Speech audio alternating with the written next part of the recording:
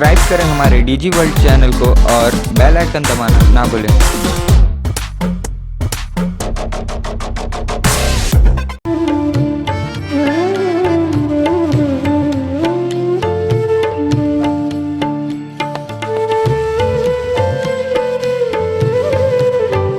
नमस्कार, स्वागत है हमारे YouTube सीरीज़ में, जिसमें हम ऐसी शख्सियतों से आपकी मुलाकात कराएंगे जिन युवाओं ने समाज की दिशा बदलने के लिए अपना महत्वपूर्ण योगदान दिया है और कोशिश कर रहे हैं कि वो अपने समाज के लिए कुछ कर पाएँ। इसी कड़ी में हम आपकी मुलाकात कराएंगे एक ऐसे इंजीनियर से जिन्होंने पढ़ाई तो इंजीनियर की है, लेकिन अब वो इंजीनियर की काम को छोड़कर, इंजीनियर की नौकरी को छोड़कर अब एक अध्यात्म के रास्ते पर चल पड़े हैं।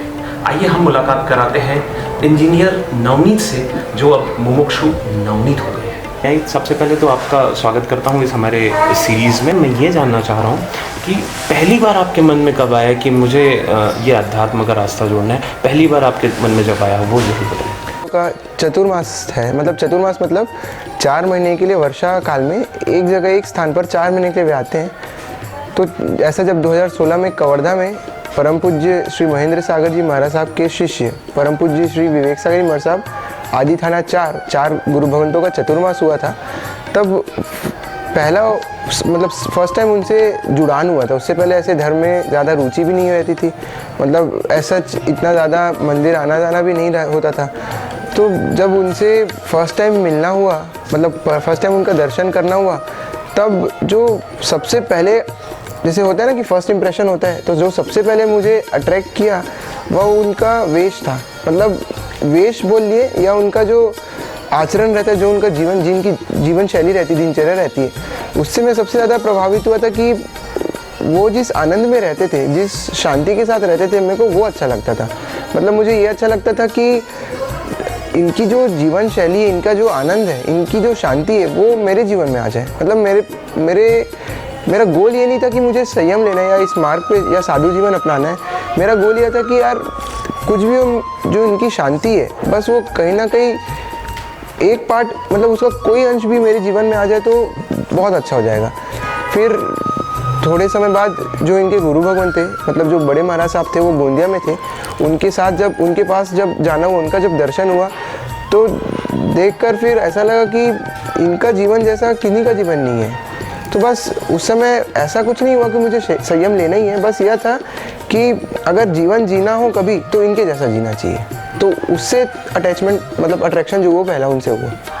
जैसा हमें बताया गया कि आपने इंजीनियरिंग की पढ़ाई की, फिर आपका कैंपस सिलेक्शन भी हो गया था, एक अच्छी नौकरी भी मिल सकती थी, और फिर आपने अपने पिताजी के व्यापार में भी वो कर सकते थे, उसे भी आप बढ़ा रहे थे, उनके साथ काम कर रहे थे। लेकिन हम उस पल को जानना चाहते हैं जिस पल पर आपने अपने घर वालों से ये बात की कि नहीं, मुझे महाराज जी लोगों के साथ रहना और मैं अपने जीवन को एक समाज के लिए लगाना चाह रहा हूँ। तो वैसा उनका रिएक्शन क्या रहा? सबसे पहले आपने किन से बात की इस बारे में? मैं बात काफ़ी देर बात किया, मतलब जैसे 2016 से पहले जैसे हम सबका, मतलब जैसे सबका रहता है ना कि खाओ पियो मौज करो, मतलब मेरा एम यही था कि अपने को पैसे कमाना है, और जैसे बाकी सबका जीवन रहता है मेरे को वैसे ही था। उनसे मिलने के बाद जो सब कुछ हुआ, उसके बाद मेरा एम तो काफ़ी टाइम बाद बना कि मेरे को इस मार्ग पे जाना है। और जब बना उसके बाद से मैं ये ट्राई करता था कि मैं घर में रहकर वैसा रहूं जैसा, अगर मुझे चांस मिले वहाँ रहने का तो मैं जैसा वहाँ रहूँगा वैसा रहने लगा था। तो कहीं ना कहीं इस चीज़ से, मतलब मेरे को इतना ज़्यादा बोलना नहीं पड़ा, क्योंकि घर वाले को ये समझ आता था, घर वालों को ये समझ आता था कि कहीं ना कहीं कुछ चेंज तो दिख रहा है। तो उस चेंज को जो 1-1.5 साल तक मैं वैसे ही रहा घर में, तो उसके बाद कहीं ना कहीं उनको ये चीज़ लगा कि इनकी जो धारणा है, मतलब इनका जो मार्ग है या इनका जो मन है उस तरफ जा रहा है। तो जब मैं आई थिंक नवंबर दिसंबर 2017 में जब मैं बोला था, तब मुझे इतना एफर्ट लगाना नहीं पड़ा था, क्योंकि कहीं ना कहीं 1-1.5 साल में मैं उनको यह रेडी कर रहा था, मेंटली भी वो रेडी हो रहे थे। क्योंकि एक अटैचमेंट रहता है जिसके कारण दिक्कत होती है, वो तो था, लेकिन जो दूसरा एफर्ट लगाना पड़ता है वो कहीं ना कहीं मैं जिस हिसाब से यहाँ रह रहा था उससे वो रेडी होते थे। तो स्टार्टिंग में मेरे को जब मैं बोला तो दिक्कत तो हुई थी, मतलब दिक्कत भी ऐसी है कि अटैचमेंट की, लेकिन आगे जाके उनका सपोर्ट ही मिला। मतलब कभी ऐसा नहीं हुआ कि वो मना करे, बस उनका सपोर्ट ही मिला। अच्छा, जैसा हम देख पा रहे हैं कि अभी तैयारियां चल रही हैं, एक पूरा उत्साह का माहौल है पूरे घर में और खुशी खुशी अपने बेटे को एक किस्म से विदा करने के लिए पूरा घर और पूरा परिवार और पूरा समाज तैयार है। तो ये आपके दोनों हाथों में अभी हम जैसे देख पा रहे हैं कि यहाँ पर मेहंदी भी लग रही है, और क्या क्या ऐसे प्रोसेस होते हैं वो ज़रा प्लीज़ हमें बताएं। सबसे पहले तो जो उत्साह बोल रहे हैं घर का, ये घर का बस नहीं हो कि सारे संघ का है। मतलब 1 फरवरी से जो महोत्सव जैसा माहौल यहाँ बना है वह 8 तारीख तक तो कवर्धा में है, और 9-10 को जब केवल धाम और विद्यापीठ में जो भी 2 दिन का वहाँ कार्यक्रम होना है उसमें रहेगा। तो ये सिर्फ अब परिवार का नहीं हो गया, पूरे संघ का एक कार्यक्रम हो गया। और प्रोसेस इसमें 2 टाइप की होती है। एक प्रोसेस वो कि जिसमें जब गुरु भवन के साथ रहते हैं तो खुद को रेडी करना रहता है, और जब आज्ञा हो जाती है उसके बाद घर वालों का मतलब ऐसा कुछ प्रोसेस नहीं रहता है। ये रहता है कि जैसे मेरा साथ जो हुआ, जिनसे मेरा मतलब जो रिश्तेदार थे उनसे मिलना करना हुआ, मैं उनके पास गया जी। लास्ट टाइम था तो सबको ऐसा लगता है, तो जैसा इस कवर्धा में हो रहा है वैसा जहाँ भी हुआ मेरा, जैसे रैली हो गई जिसको बरगोड़ा बोलते हैं, या अभिनंदन हो गया, तो ये सब जगह जगह में हुए। ये सब लगभग जनवरी एंड तक चला। फिर अब यहाँ पे जो चल रहा है यहाँ का तो बात ही अलग है। मतलब हर दिन कुछ ना कुछ कार्यक्रम होता है, कोई मंडल वाले हो गए, कोई संघ वाले, समाज वाले, तो उनका उत्साह मतलब ऐसा ना कभी देखने मिला है। और छोटी सी जगह में ऐसा उत्साह रहना ही बहुत बड़ी बात है जी। लेकिन आप ईश्वर की ओर आगे बढ़ रहे हैं, ईश्वर के साथ आगे बढ़ रहे हैं, तो क्या कहीं ना कहीं थोड़ा सा एक मन में रहता होगा, ये जानना चाह रहे हैं कि घर के प्रति कभी ऐसा आएगा मन में आपके इनके लिए? नहीं, घर के प्रति अगर आए तो वो तो अटैचमेंट ही हुआ।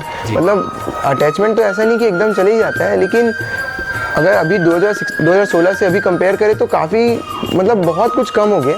अटैचमेंट तो रहते ही है, क्योंकि बचपन से जिन्हें हम जाने, जिनके साथ बड़े हुए हैं, तो अटैचमेंट तो रहते ही, लेकिन काफ़ी बहुत परसेंट कम हो गया। और दूसरी बात, आगे की जो आने वाली बात है वो मतलब गुरु भवन के साथ रहकर एक्चुअल में जो ज्ञान मिलता है उससे करना यही रहता है कि अपन अपने ज्ञान से अपने आप को समझाएं कि एक्चुअल सुख कहाँ पर है। मतलब मेरा बोलने का मतलब ये कि जो शांति आनंद है वो मतलब अपने अंदर ही है, वो मेंटली है। मतलब जो अपन साइकोलॉजिकली देखें तो हर चीज़ अपने ही अंदर है, वो अपने ऊपर है कि अपन उसको टैकल कैसे करते हैं। तो यही है कि जो मोह वाला भी पार्ट है ये भी कहीं ना कहीं ज्ञान से ही जाएगा। तो गुरु भवन के साथ रहकर जो मिलेगा उससे अपने को ये चीज़ आगे बढ़ेंगे। जी बिल्कुल। अच्छा, एक चीज़ और मैं जानना चाह रहा हूँ कि अभी तो आप मौशू हैं और आगे बढ़ रहे हैं, लेकिन ऐसी बचपन में हर कोई शरारतें करते हैं, तो ऐसी कोई शरारत जो आप थोड़ा सा मिस करेंगे या कहीं कोई कुछ याद आ रहा हो अभी फ़िलहाल? मतलब इस ट्रैक में आने से पहले मैं बहुत ज़्यादा शरारती था। मतलब हर पल हर दम मैं कुछ करते ही रहता। जैसे आज स्कूल में भी, गुरुकुल पब्लिक स्कूल में भी जाना हुआ था, तो लोग वही बोल रहे थे कि कोई सोच नहीं सकता था कि आप इस मार्ग में जाएंगे, क्योंकि एक वो लाइफस्टाइल थी और एक ये लाइफस्टाइल है। तो ऐसे बहुत सारे इंसिडेंसेस हैं, लेकिन बचपन से अगर देखें तो यहाँ पर रहना, मतलब मेरे को वीडियो गेम बहुत ज़्यादा पसंद था। तो जब मैं बहुत छोटा था तो उस समय घर में वीडियो गेम तो नहीं था, लेकिन मैं भैया और जो कजिन्स जब समर वेकेशन में इधर आते थे तो हम यह करते थे कि हम पार्लर जाते थे वीडियो गेम खेलने। तो एक वो चीज़ था कि जो छुप के खेलते थे उसका डर रहता था, तो कहीं ना कहीं जब घर में पता चलता था तो उसकी मार डांट भी पड़ती थी। तो वो चीज़ ऐसा है कि मैं मतलब हमेशा मेरे को एक तो ध्यान रहे और उससे सीख भी मिली, तो ये चीज़ मेरे को हमेशा ध्यान रहेगी। अभी भी ध्यान आती है जब कोई घर में आते हैं कजिन्स, तो उस बात को लेकर मतलब वो सोचते हैं तो बहुत मतलब हंसी मजाक भी होती है जी। अच्छा, आपके जैसे और युवा हैं जो चाहते तो समाज के लिए बहुत कुछ करना चाहते हैं लेकिन आगे नहीं आ पाते हैं, उनके लिए आप कुछ संदेश देना चाहेंगे? संदेश मतलब मेरे हिसाब से जो मेरे को लगता है, मतलब जो यूथ रहते हैं जैसा मैं भी था, लक्ष्य एक रहना चाहिए। मतलब लक्ष्य मतलब एक लाइफ का गोल रहना चाहिए, और उस गोल से पहले एक उस चीज़ का पैशन रहना चाहिए। मतलब कहीं एक बार पढ़े थे, वजह था कि passion is a feeling that directs us towards our goal. मतलब जीवन का अगर लक्ष्य नहीं है तो हम डायरेक्शन लेस है। मतलब एक और सवाल हम सभी जानना चाह रहे हैं कि जैसे कि आप अध्यक्षा लेकर एक ग्रुप के तौर पर जाने जाएंगे, तो कोई एक स्पेशल डायरेक्शन या समाज, क्योंकि आप अब अपने परिवार के ना होकर अब संपूर्ण समाज के लिए कार्य करेंगे, संपूर्ण समाज के हो जाएंगे, तो कोई एक स्पेशल डायरेक्शन हो जिसे आप चाहें कि मैं इस और कार्य करना चाहता हूँ, या उस क्षेत्र में मुझे ज़्यादा कार्य करने की ज़रूरत है, या समाज को मैं दिशा देने की कोशिश कर सकता हूँ, तो ऐसा कुछ आपके मन में कुछ है ऐसा?